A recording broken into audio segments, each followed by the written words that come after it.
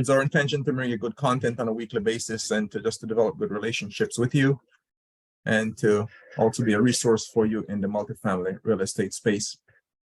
Today, we'll be covering the topic sequential steps in the multifamily acquisition process. So we'll be going from the PSA to closing in this webinar today. So this is really part 2 of something we did earlier, about 2 weeks ago, where we talk about sourcing the deal all the way up to the LOI. So in this webinar, we will be moving on from there, and we'll be covering, now that we have a PSA signed, what's next. So we're talking about the order of operations and the parties involved from the PSA to closing, and also talk about the final steps to the settlement table. But let me just take a minute just to introduce myself, as I normally do. I am Paul Sr., one of the managing partners at Cashflow Champs, and live in Maryland, right outside Washington, D.C. with my family. And I'm also co-host of the Cashflow Real Estate Podcast with my partner, Prashant Kumar. And to get some more information on me and the rest of our team, you can go to cashflowchamps.com and just hover over there about us, and you can get some more information there in terms of our personal bio. Our team right now has a portfolio of about 146 million asset under management with a little over 1,600 doors and growing. We have some resource for you as well that we want to share with you. And one is that we have a free underwriting session on Saturdays at 4 p.m. with our partner, Charles Seaman, who goes into that. And to get some more information on that, you can just scan the QR code that's in the middle of your screen there. And you can definitely go through those underwriting sessions. Those are free sessions where he delved into the underwriting pretty deeply. We do have the Aristocrat Coaching Program. We're accepting students now for the Aristocrat Coaching Program, and folks are joining us. We're thankful for that. So if you know someone or you yourself want to be a part of that, where we teach you how to also take down your own deals. If you're just starting out, we're there to help you as well. And we guarantee you closing the deal while you're with our program. So definitely we'll give you all the resources that you need there. And if you want to just grow your portfolio some more, then we know a little bit about that as well. We can help you there as well. In November, we'll be having our virtual summit again. So please join us for that, November 17th, 18th, and 19th. So feel free to sign up and join us there. Now, if you have any questions as we go through, please be sure to drop those into the chat or the Q&A, and then we'll answer those. Just a disclaimer here that I have to go through, and it's just to let you know that I am not an attorney or a financial advisor, tax advisor, or an accountant. This information is just for information purposes only. So you want to seek the advice of the appropriate personnel. So that's enough. So let's just jump into the topic for today. And we talk about the topic we're going to cover, which is sequential step in the multifamily acquisition process. So we said before that, you're now at the LOI phase. You've submitted LOI to the broker, and the broker has called you with the good news that your LOI is the one that has been accepted by the seller. And so now it's time for you to take the next step. So this is going to be from the PSA to closing the deal. PSA is purchase and sales contract. So normally your LOI will be a 1 or maybe 2-page document that you send over to the broker, and it spells out the terms and conditions that you wish to be engaged in a PSA. And now is the PSA time, and that is normally a document maybe 50 pages and up. So you're switching from a 2-page document to document maybe 50 pages and up in terms of getting executed. And of course, that will be there to spell out every single detail as it pertains to the contract that you want to get into. So the PSA negotiation will start, and normally the buyer and the seller's transaction attorney will get involved in this phase of the game, and the negotiation process really starts there. And what's going to happen is there are going to be lots of red line between the attorneys for the documents in terms of the PSA. So this process can take a week or more in terms of getting done, but you just got to work with it, and the attorneys will help you to do that as you go through the whole process there.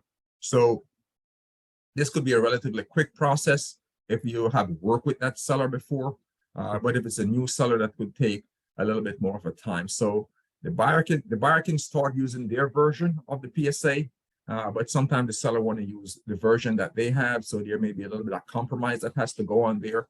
But whatever PSA you start with, you will normally get back a red line version from the other party. So as far as cash flow champs, when we get a red line version back from the seller, we like to respond to that version within 24 to 48 hours, right? So we try to get back to them as soon as possible in response to what they have provided us.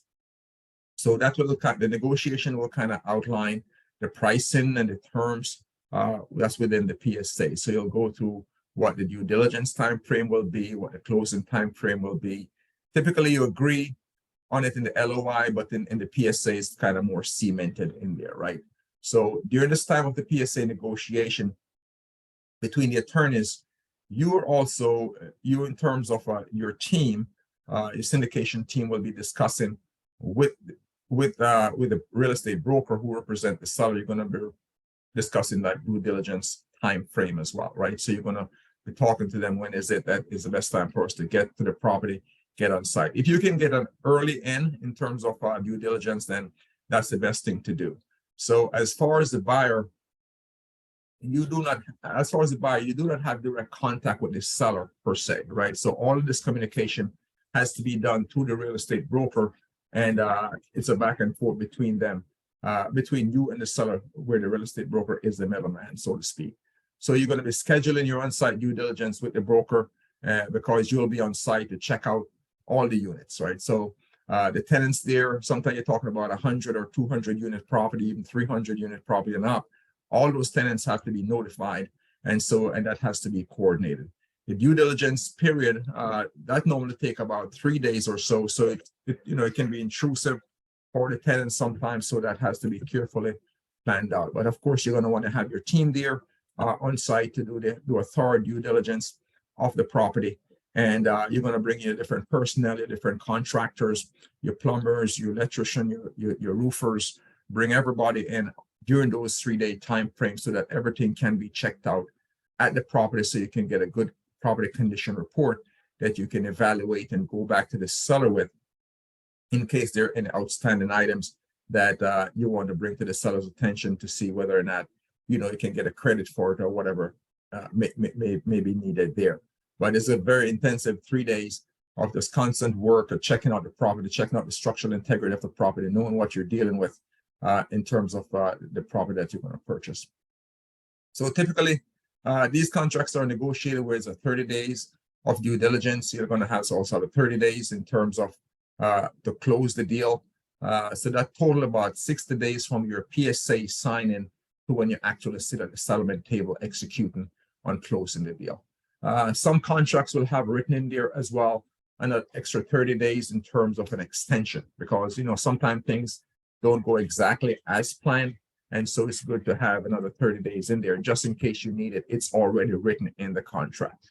One of the last things you want to have happen is to have a breach on these contracts, because you're talking about millions of dollars, and sometimes you have hard money on the line, and you definitely don't want to breach those contracts, because those hard money can go to the seller immediately, in case of you breaching on the contract. So you want to write in there as much time as you possibly can, so that you have enough time to execute on your contract and stay within limitations.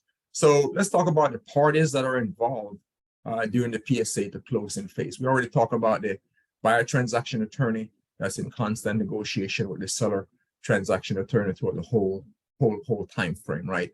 And also your own syndication team, we make mention, will be communicating with the real estate brokers that are representing the sellers. So of course you have the buyer transaction attorney, you have the seller transaction attorney, you have your own syndication team, you have the real estate brokers involved, you have the sellers involved, and all these people are involved because they're all involved because they're parties to the transaction one. So you want to also work with your debt broker, right? You're going to, most likely than not, you will put debt on this property. Buying these properties are very rarely purchased in cash. So you're also going to be working with your debt broker as well. So You may be going with agency debt, you may be going with a local bank, whatever it is. You should have gotten by now a soft debt code from your debt broker to kind of have an idea in terms of, what it is. But now you're informing the broker that you now have an awarded deal. And so what the mortgage broker will do, they'll start creating a package for you that you can send out to your lenders, right? Because their job is now to shop that packet for you so that you get the very best terms. Normally in this market that we're in right now, agency is probably offering some of the best terms. So if you can qualify for a Fannie Mae or Freddie Mac loan, that type of a debt is a good thing for you, especially. But one of the challenges going to bring up is raising the equity, right? Because Fannie Mae and Freddie Mac right now, their LTV hovers right about between 50 and maybe 60% at most. So you'll be having a higher raise in terms of your equity, but those are good debt for you to consider. It is good to start working with your debt broker as soon as possible, right? Because your debt is typically the biggest portion of your capital stack. So you want to make sure that you select the very best terms, and to do that, you want to give your debt broker as much time as possible. In terms of additional personnel that's involved, well, you have the sponsorship team, right? So with the sponsorship team out there, you'll get your key principal, you probably get your loan guarantor as well from your sponsorship team. So for those individuals that are on the GP team, the general partnership team that will be sponsoring the deal, they'll be required to provide certain information. For example, they may have to provide their schedule of real estate owned, SREO, right? They may also have to provide their personal financial statement, right? So these information has to be gathered. And so those guys who are going to be guarantors on the loan or key principal on the loan, make sure they get that information ahead of time so that you can keep pushing this deal forward. Time is of the essence once a property is on a contract. Every day counts, every hour counts. So these things must be turned around pretty fast. Typically, your sponsorship team must have a net worth equal to or greater than the loan amount. So you want to ensure that is in place even prior to putting your offers out there. You must have a good idea in terms of the net worth of the people on your team, because you want to make sure that you fulfill that net worth requirement when it comes to qualifying for the loan. Also, liquidity. You have to have at least 10% liquidity of the loan amount for closing these deals. So make sure that that's already accounted for, so that when you submit an offers, you can stay within the guidelines there. So there are certain documents that your loan guarantors have to sign, so they have to be prepared for that, and that will be presented to them as you go through in terms of making the deal and the transaction worthy and taking place. So those loan guarantors have to be on point, have to have all those documents in place for the debt broker, so that the broker can get this package together and send it across to the lender to get the approval. So right now, when you have your PSA signed and you've gotten there to the property where you can do your due diligence, you're talking to your lawyers, you're talking to your debt team about the loan. You're also going to be talking to your insurance broker as well, right? Of course, we know that insurance is one of the biggest expense when it comes to these type of a transaction. It's one of the three biggest expense, matter of fact. I mean, your insurance, you have your real estate taxes, and your payroll are typically some of your biggest expenses. So you want to definitely be engaging with your real estate, with your insurance broker. Your insurance broker will engage the different insurance carriers for you, and they will shop for the very best rates for you. So make sure that you get the very best insurance quote that you can, especially in some jurisdiction right now. Insurance are killing deals. I mean, places in Florida, along the coast, things like that, that is subject to different type of elements. Insurance is just skyrocketing right now. Some insurance quotes are tripling or quadrupling since a year ago. So that can definitely kill a deal, so to speak. So you want to make sure that you have a good insurance broker that is shopping for you well. So now let's talk a little bit about the seller deliverables, right? This is also something that has to be done between the PSA and closing the deal. So the seller deliverables are typically written within the contract, within the PSA, and these are all the things in the contract that the seller must deliver to the buyer of the property, right? So pretty much it's an audit of the property's financials. So the seller should deliver these typically within 5 days of signing the PSA. And the list of deliverables can include different things like the salaries, excuse me, the salaries on the payroll, that the real estate taxes, the kind of the lease audits, the different contracts that are in place. Those have to be delivered to the buyer. You may have a cable contract, you may have a pest contract, a pool contract. You know, these has to be delivered to them. So the real work really begins after the PSA is awarded, as you can see. So it's important to have a process in place to handle just the avalanche of activities that must be performed between the signing of the PSA and getting the closing. Another key component is your investors, right? At this point, you want to provide your investors with an updated underwriting, right? Because things has changed since you first underwrote this property. So you want to know that your underwriting is reflecting the latest numbers. So your underwriting and your performance now has to be translated into marketing material, right? So once you finalize your underwriting, you'll extract the key metrics, and you want to pass those metrics on to your marketing team, right? So your marketing team will now start to generate marketing material to highlight the key metrics and the selling points of the deal, right? So your investor relations team, they also got to be involved at this point in this point and stage in the game as well, since they will also need to raise the equity that is required to close the deal. So as you can see, there's a lot of people involved here and different parties involved, and it has to work synchronously in terms of making it happen for the transaction. So capital raising, as you know, is probably a big part in the whole transaction overall. So normally this takes place between the PSA and the closing of the deal. Most syndicators will raise equity to close their deals. Like I said, not many folks buy these type of deals for cash. And you must be aware that you're not allowed to take any investor's money until the investor has signed what's called a subscription agreement, right? So this is not a webinar on capital raising necessarily, but I'll just touch on a few things here, because most family syndicators do raise capital using either a 506B or a 506C offering. And there are many differences and similarities that really govern the two offerings, right? But a few of the notables is that with a 506B, you can have up to 35 non-accredited investors.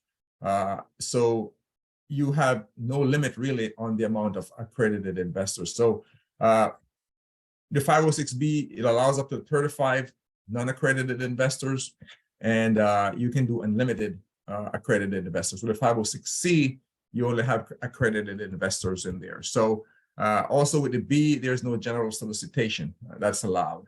You have to have a substantive pre-existing relationship with those guys who are going to invest in your deal, right? With the 506C, then there's no limit on the solicitation. You can market it, you can get it on the internet, you can get it out there and market your deal. So you have to have a good idea what direction you're going to go with this.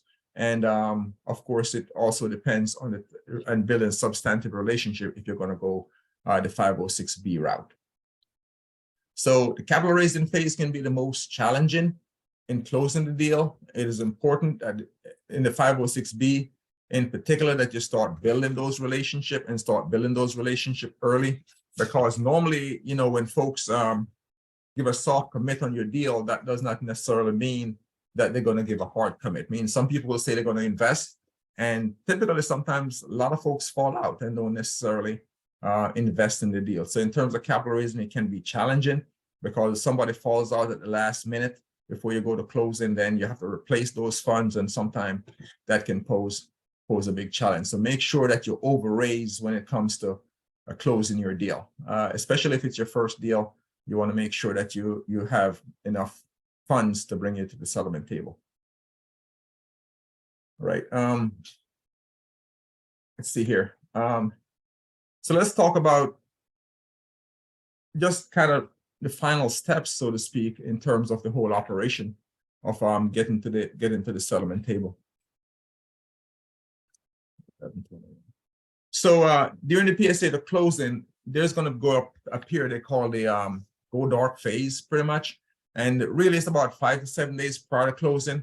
And typically, what happens is that the property management company will kind of come in and kind of start to shut down. It will shut down the operation so that they can get ready to transfer the data into the new system, right? And that time frame kind of allow you to deal with any type of glitches that may come up during the transfer. You can handle any type of a bounce check, etc., that take place there. So you can really add those to your closing proration, right? You will need this time really in terms of the property management to upload the information and to verify the data and to make sure that everything goes over smoothly within those last 5 to 7 days. Now, different operators may use different property management system, and a lot of those systems are compatible, right? So it make it easier. So like two of the more well-known system in terms of property management software out there is like Entrada, and you also have RealPage. So most of the bigger companies will kind of use those type of a software. So they allow data to be electronically transferred smoothly, and that way the new property management company can be, up and running pretty smoothly. But there are sometimes challenges that you face when you're making these transfers as well. So sometimes a challenging part has to do with just with the utility companies, right? The water, the electric, the gas, the trash, whatever. These transfers normally take time. And there's a lot of documentation that has to sign when it comes to these. So it's important for you to just review the billing for the utilities during the due diligence period. That's why the due diligence period is so critical, right? Because a lot of these information can be gathered during that time that you're going to be needing to use at the end. So you want to document who you need to contact at these companies to prevent any type of delays. And you want to do that during the due diligence period, because water and sewer sometimes pose a problem in the transfer, because some municipalities, they want to record a deed in order to make those transfers. So for areas that does record electronically, it can be much easier and much smoother, but sometimes it takes weeks to get these deed recorded based on the jurisdiction that you're in. So you just want to be aware and be prepared in terms of the property you're in, the jurisdiction that you're in, and just make sure that during the due diligence phase, all these things are sorted out before you get to the final days of closing. So as you get prepared to close the deal, you must have your on-site staff ready to go, right? Yeah, if you're using third-party property management, it will also help that they be ready and be on site also for the closing. So you want to be aware that as it get close to the closing date, some operators will sometimes transfer their staff away from that property to other properties. So the sellers, getting close to the closing date, they want to make sure that they have the best staff on their properties. So they tend to move the better staff, more experienced staff from the property that they're selling to other properties that they do have. You want to make sure that even things like that is accounted for in your agreement, so that you have the best staff on site at the property, and they're not taken away the very last minute, right? Because you don't want to have less experienced staff be placed on the property the very last minute. That is not good, because you as the new owner want to make sure that all the historical operating knowledge for the property is there, so that you can just best make the transfer at that time. So let's just take this last minute or two just to talk about exactly what happened in terms of the settlement itself. I mean, and that's very simple in terms of the signing of the documents. But just to keep your eyes on a few targets, you want to make sure that, again, your insurance is good, your debt is in place, or the management agreement is in place, and that you're absolutely ready for the takeover of the property. You want to walk that property, like every unit, within the last 72 hours, right? So you want to know what units are vacant. You want to kind of know the condition of the unit. You want to also verify any personal property list that's there. For example, like laptops and computers that belongs to the property should remain at the property, right? But sometimes you have these things going missing. Somebody just walk away with the computer at the very last minute, right? So you want to also check your maintenance area. You want to make sure with your leasing office, all those items that needs to stay at the property, don't necessarily walk off the property on the last few days prior to closing. So it's very important that you have those things listed in your PSA upfront and make sure that those are taken care of. So in terms of the settlement itself, it's very simple in that you'll just get a settlement statement just like you would with any other transaction real estate wise, where it kind of outlines the buyer and the seller's credit and expenses as far as the transaction itself goes according to what's written in the PSA. So you have your outline of the buyer expenses, the seller expenses, and pretty much a tally in terms of what is it that needs to be transferred in terms of funds. So the official funds to close the property is transferred into the seller's account from the escrow account at the title company, and of course the seller signs the deed over to the buyer, and the buyer becomes new owner, and then that will be a final step in the transaction per se. So thank you guys for your constant support of Cashflow Champs. Hoping you're getting good content out there to you. And if we can be of any help to you, please let us know. I also want to let you know that we do have a live offering right now.